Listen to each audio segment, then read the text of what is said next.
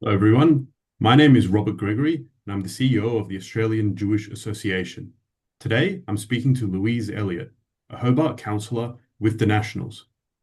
Just weeks after the October 7 massacre, Councillor Elliot objected to the flying of a Palestinian Authority flag at the local town hall. She said on Twitter, I'll give a quote of what she said, "Flying the Palestinian flag was on the agenda for the Hobart City Council until a last-minute switch to pointless letter writing. How on earth anyone can propose flying the flag of a country that is governed by terrorists is beyond me, especially when around 75% of their population support the horrific massacre of hundreds of people. I truly worry about the mind virus that brings these concepts into the council chamber. It's sickening. I will not in any way, however lame and symbolic, support terrorism, genocide, and repulsive brutality." Now, I have to say that quote, I think the majority of people in the Jewish community and I would hope in the wider Australian community would agree with it. It is factual, and if anything, some polls show even higher support for terrorism. We know the Palestinian Authority flag was used by some of the terrorists when they were carrying out the October 7 massacre. And I think relevant to this discussion as well, before we introduce Louise, is the fact that she has Jewish heritage, she's of Jewish background. So I think we need to bear all these things in mind. And I want to thank Councillor Elliot for joining the AJA today. Can you please tell us in your own words what happened after you made the post, why did you make the post, and what's been happening since? Yes, thank you for having me. So this was what you've read out there, my quote. That was a post on Twitter X, and it was in response to a proposal on the council meeting agenda. There was two parts to it. Firstly, that the council write to the Australian Prime Minister condemning the violence in Gaza and pressuring Israel for a ceasefire. And I believe that's out of scope completely for local government, and also is unfair on Israel in its right to defend itself. The other part was a proposal to fly the Palestinian flag, like you've said, outside Town Hall, which is obviously a public building, and Tasmania has a Jewish community. We actually had the first synagogue here in Australia, down in Hobart. And I had a understandable response to that, as I suspect most people would. And I've had a lot of support from people since this has become public. And I was deeply troubled, actually bewildered, that anyone would think that those proposals are a good idea. And a code of conduct complaint was made against me by a fellow colleague on the Hobart City Council. And I wasn't surprised that the complaint was made, because these code of conducts are obviously weaponised for political purposes. But I was taken aback that the complaint was firstly accepted, and then more astoundingly, that a complaint against me was upheld, that I had caused offence and embarrassment and not treated people fairly. Whereas I believe that the entire concept that initiated all of this was disgusting. This was, like you said, only days after the 7th of October. And I, as millions of other people, I saw the footage, some of the footage, and was just speechless of what had occurred.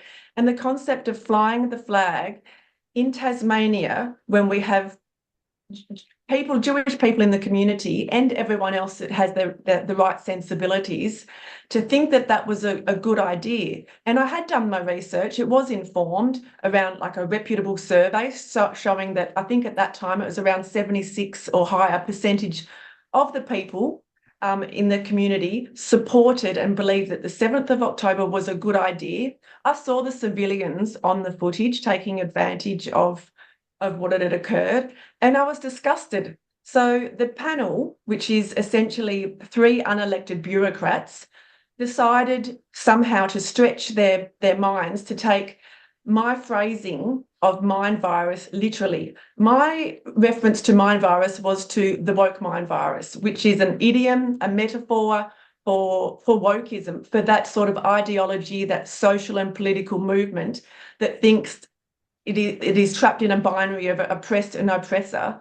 I was stunned that anyone would pass this through any sort of common sense and sensitivity filter and put that on the agenda.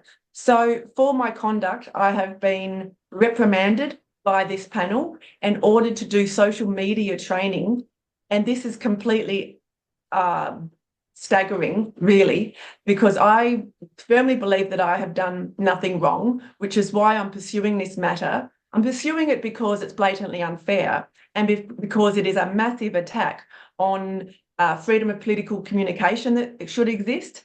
And just one more thing I'd add is that I truly believe that if the tables were turned, if I was critical of people who did not support writing to the minister who did not support the flying of the Palestinian flag, that I wouldn't be in this situation. I do believe there is a double standard at play.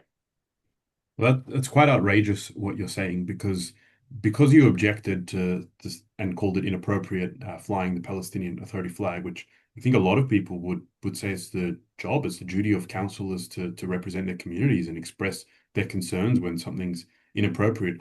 And the using of that phrase, mind virus, I mean, the first or the only thing that occurred to me was the woke mind virus that's very commonly used in speech by prominent people. It's not, no one would even assume you were actually making a medical diagnosis, or if that's what they're alleging. It sounds outrageous, and I'm sure to everyone watching, it's quite crazy.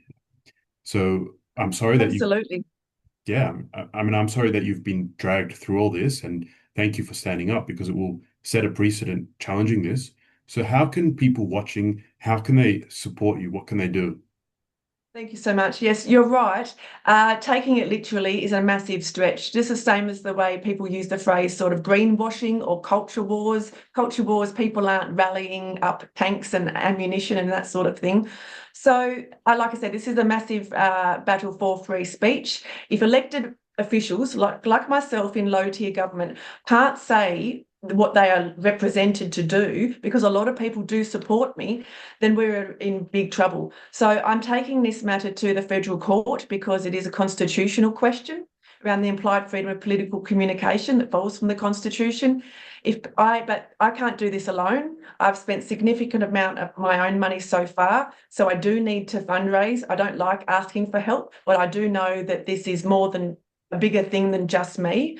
So people can go to www.louiseelliot, LOUISEELLIOT.org, and there'll be a link there. They can also Google it and it will likely come up, or I'm also on Facebook. There's Louise Elliot, a Facebook page.